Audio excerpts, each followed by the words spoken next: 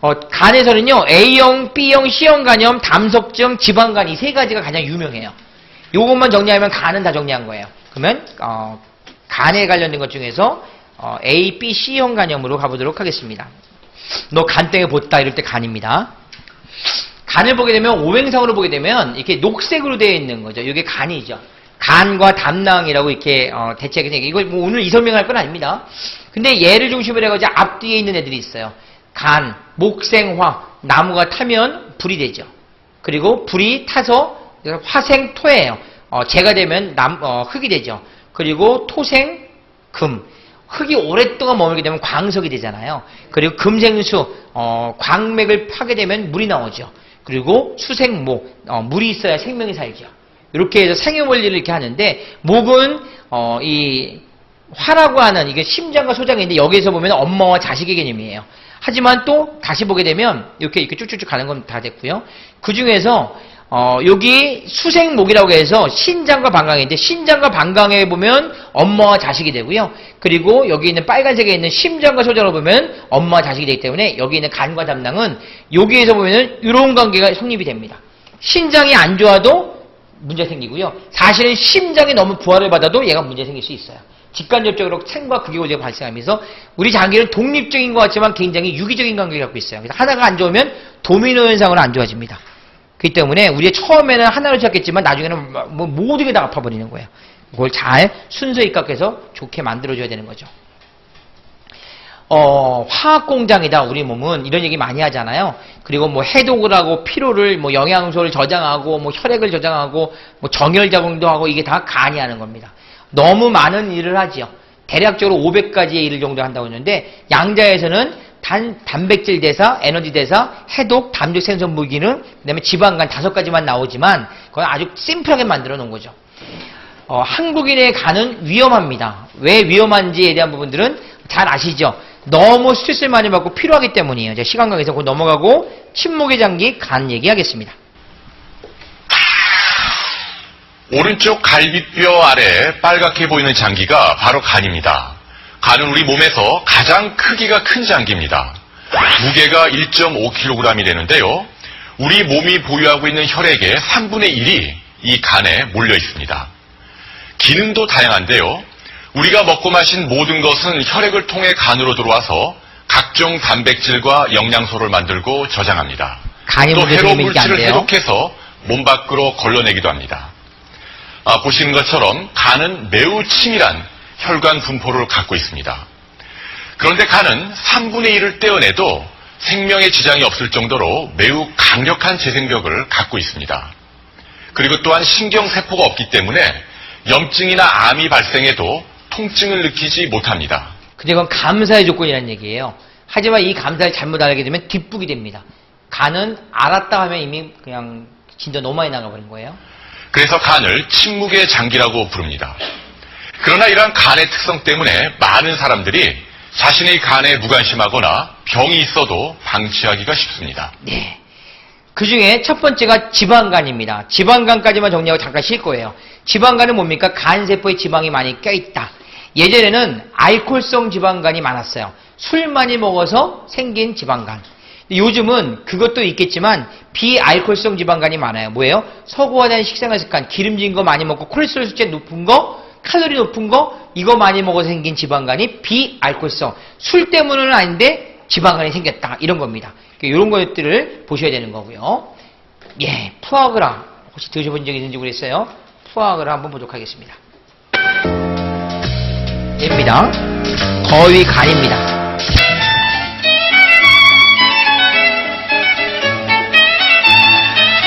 오늘의 특별 요리 후아그라입니다. 냄새가 참 좋은데요. 맛있게 드십시오. 감사합니다.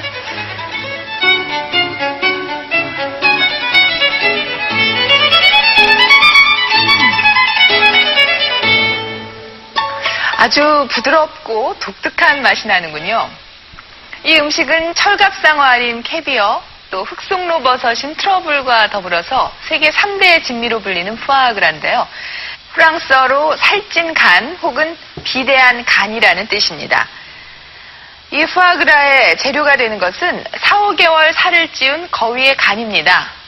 살이 찌면서 간에도 지방이 쌓여서 사람 간 크기 정도인 1.3kg 정도로 비대해지는데요. 지방 덕분에 퍽퍽하지 않고 아주 부드러운 맛을 낸다고 합니다. 그러니까 세계 미식가들이 열광하는 푸아그라는 엄청난 양의 지방이 함유된 이 거위의 간으로 만든 요리인 거죠. 예. 거위는 비만해져도 음식은 남기네요. 근데 인간은 비만해서 지방간이 되면 남길 게 하나도 없습니다. 쓸 일밖에 안 남아요. 그렇기 때문에 문제가 되는 것 같아요. 알코올성 지방간 기전 보겠습니다. 어떻게 생기는가?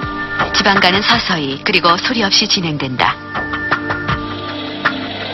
침묵의 장기 간은 70%가 손상될 때까지 아무런 자각 증상이 없기 때문이다. 지방간은 염증이 발생하고 간 기능이 마비되는 간경변이 되고야 그 실체를 간경화라고도 드러낸다. 하죠. 그렇다면 지속적인 과음이 지방간과 간경변을 유발하는 이유는 무엇일까? 술을 많이 먹으면 술이 체내로 들어오면 간은 알코올 분해를 시작한다. 이때 증가하는 아세트알데하이드가 간세포막을 손상시키고 그 결과 간 내로 지방 유입이 증가하면서 지방간이 된다. 지방이 축적된 간세포에 염증세포가 들러붙으면서 숫자가 증가한다. 이 과정에서 지방간은 간경변의 전조 증상인 지방간염으로 진행되는 것이다. 염증이 발생한 간은 급속도로 손상돼 간 표면이 딱딱해지고 간 크기는 2분의 1로 줄어든다. 이것이 간경변이다. 간경변 무서운 거죠? 지방간에서 지방간염으로 되는 거는 지방간 환자 중에서 약 10% 정도 얘기하고 있습니다. 그래서 지방간염에서 간경변으로 가는 경우도 보통 한 10년에서 20년 사이에 10% 내지 15% 정도 얘기하고 있습니다. 근데 일단 간경변으로 가게 되면은 간암으로 갈 확률은 보통 10년에 25% 얘기하고 있습니다. 그래서 간경변으로까지 진행되기 전에 지방간염 상태에서 치료를 하셔야 되고요. 지방간염이 되기 전에 경고신호인 지방간에서 치료를 잘 하셔야지 병이 진행하지 않습니다. 네, 일단 사전에 예방하라라고 하는 개념이고요. 알코올성 지방간은 심플해요. 술을 먹지 않거나 많이 먹는다 하더라도 적게 먹거나 기준은 어떻게 되냐면 소주 반병 3잔입니다. 그리고 먹었다 하더라도 한 번 먹고 이틀의 텀을 두거나 그러면 문제가 없다고 얘기합니다. 정말 먹어야 된다면 그런 개념이 있는데 그건 뭐 그렇다 치고 지방간의 원인은 2가지가 있다라고 되어 있고요. 뭐 그 중에 하나가 이제 일주일에 3회 이상을 한 번 마실 때마다 소주 한 병 이상 먹을 때 이건 영락없이 시간이 가면 알코올성 지방간입니다. 그지만 이런 알코올성 지방간 말고 대사 질환에 의해서 생기는 비만, 뭐 고지혈증 이런 거에 의해서 생기는 질환이 있어요. 이건 비알코올성 지방간이거든요. 근데 요즘은 얘가 훨씬 더 유명해요. 비알코올성이요. 난 술도 안 먹는데 왜 지방간이 생겼어요? 아니요. 술을 안 먹어서 생긴 비알코올성 지방간이 무서운 거거든요.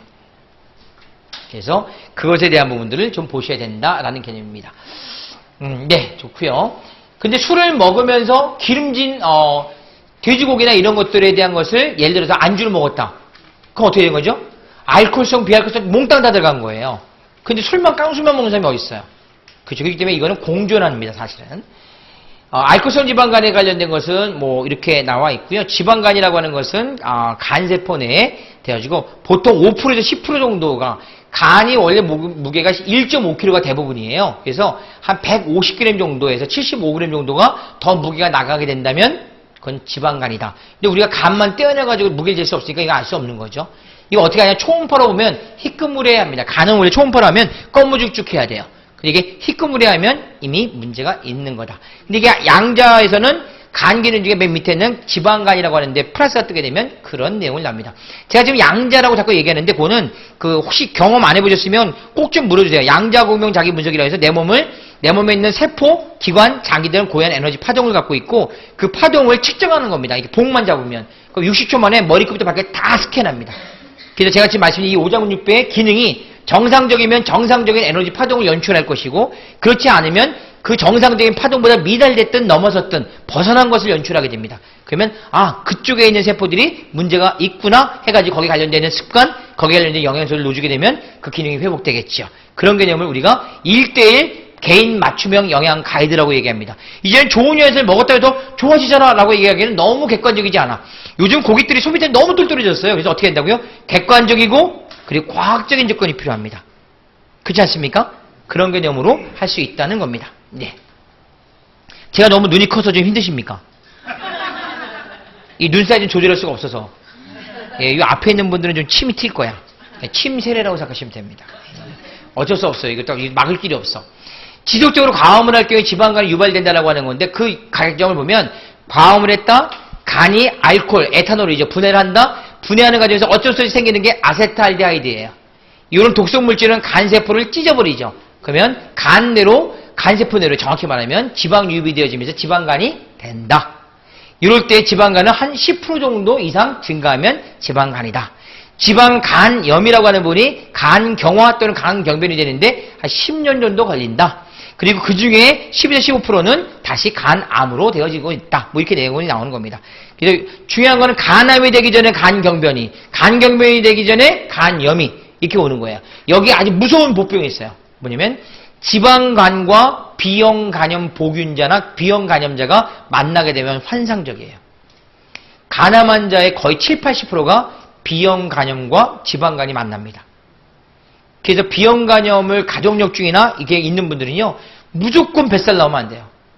그분들이 술 먹는다? 유서를 써놓으시고요, 가능하면 보험을 좀 들어놓으세요. 나는 가더라도, 깔끔하게 가더라도 가족들한테 도움을 줘야 될 거 아니야. 근데 문제는 이게 깔끔하게 못 가.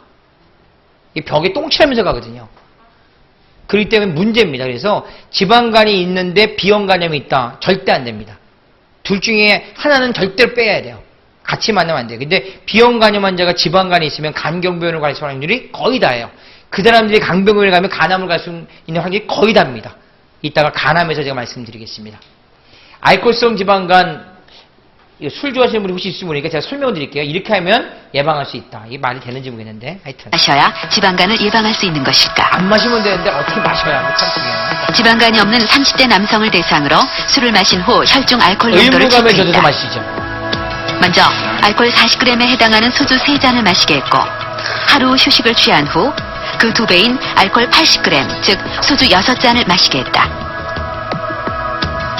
혈중 알코올 농도 최고치는 알코올 80g을 마셨을 때 2배 이상 높았고 또 술이 완전히 깨는 데까지 걸리는 시간은 3시간 더 소요됐다. 간이 고생하고 있다는 거예요. 술을 많이 마실수록 혈중 알코올 농도는 높아진다. 그만큼 신체 장기들도 손상을 입는다.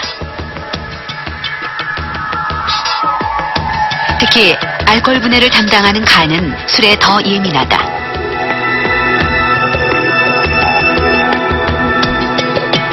간은 사실은 알코올에 대해서 좀 예민합니다.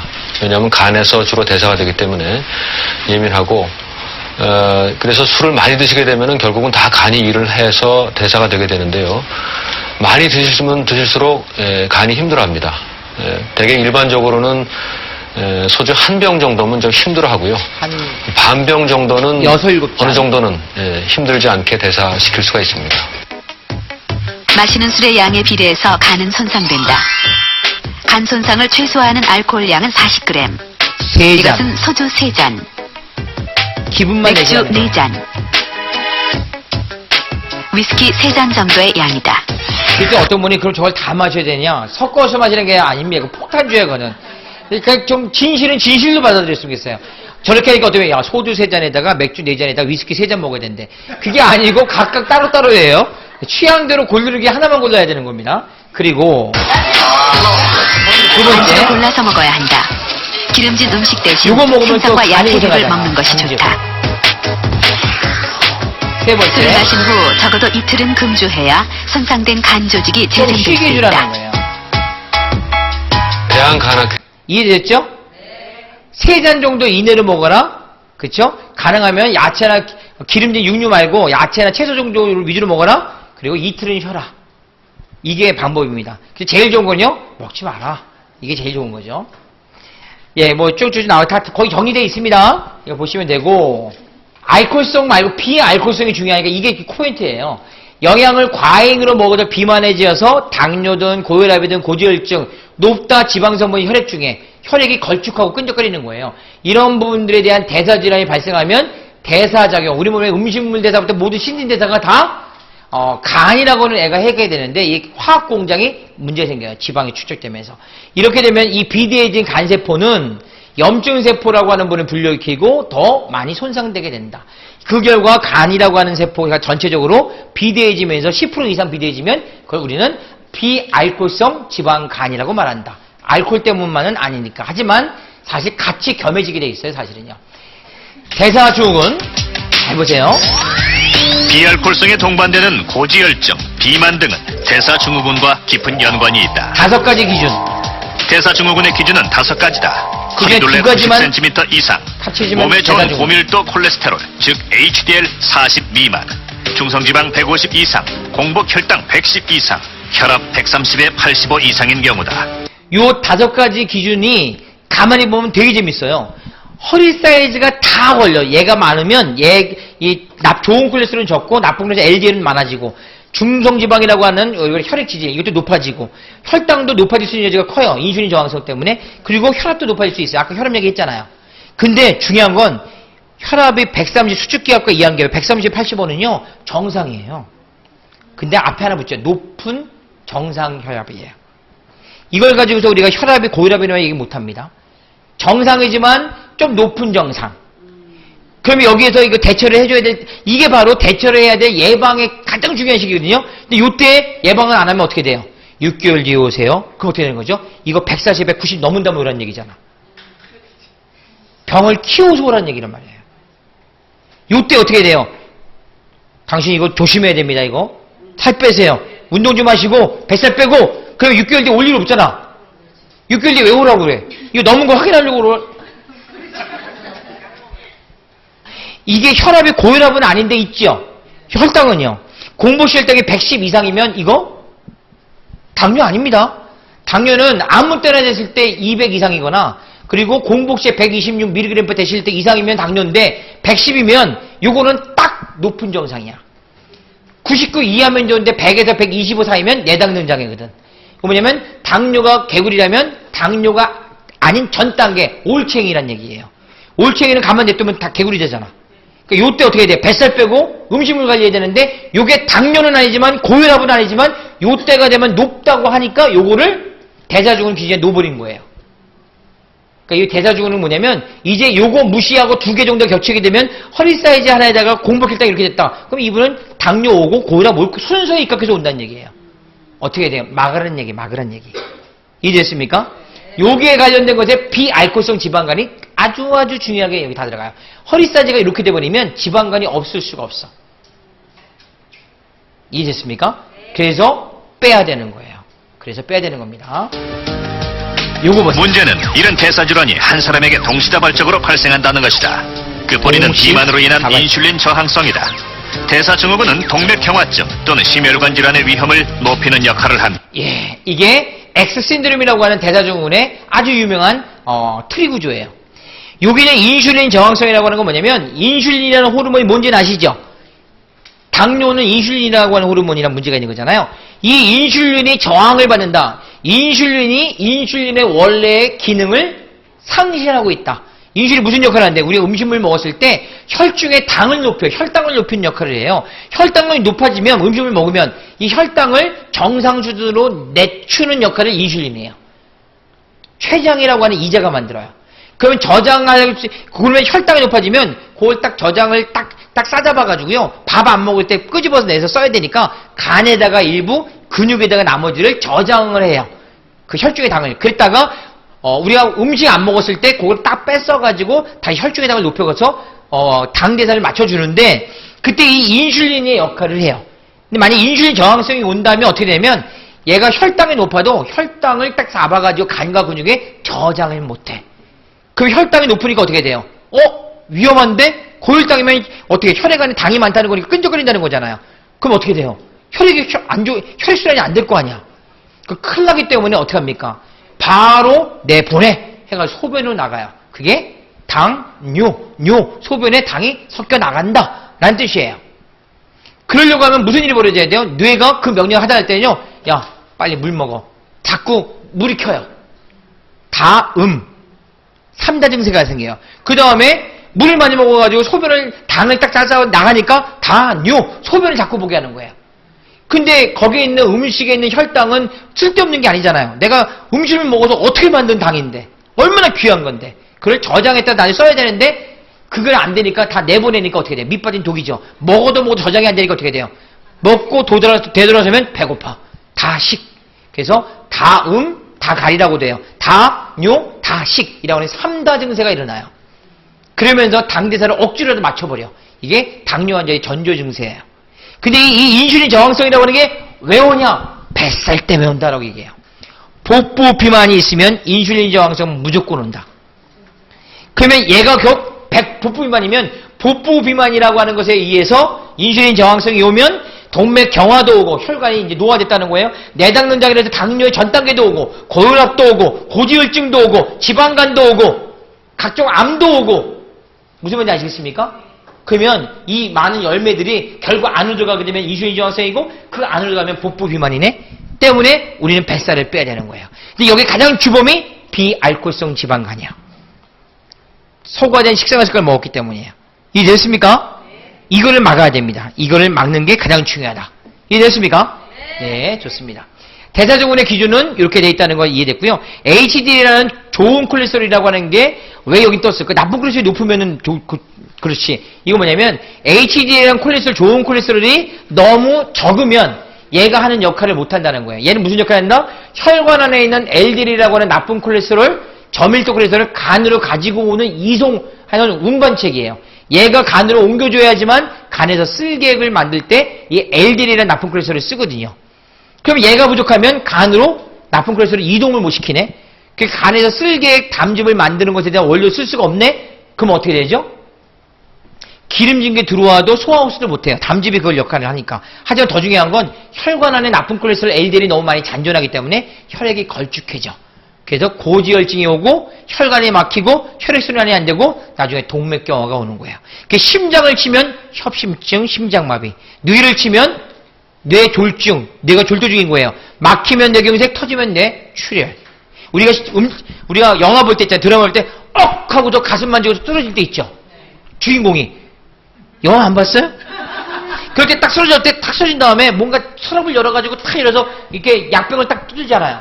그 약병을 딱 할 때 꼭 얄궂게 이렇게 굴러가고 쭉 굴러가면은 막 하다가 그 약병 잡아가지고 먹으면 살고 그 다음 주에 나오는 거예요. 그럼 못 열면 이상한 데가 있는 거예요. 못 보셨어요? 그때 약병을 딱 열어가지고 입에다 탁 넣으면 협심증으로 끝나는 거고 못하면 심근경색이나 심장마비인 거예요. 이제 협심증과 심장마비 이제 이해하셨죠? 또르르 굴러가는 거. 그때 혀에다가 딱 밑에다가 탁 머금는 게 설하제예요. 설하정, 혀 밑에다가 넣는 건데 그걸 먹으면 심장 관절에 팍 펴져요. 그래서 삽니다. 그게 요거예요.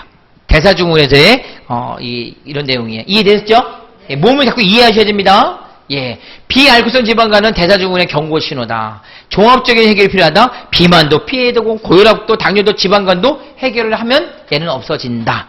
하나로 시작하지만 이건 전체로 퍼지기 때문에 종합편으로 봐야 돼요. 종합편으로 봐야 된다.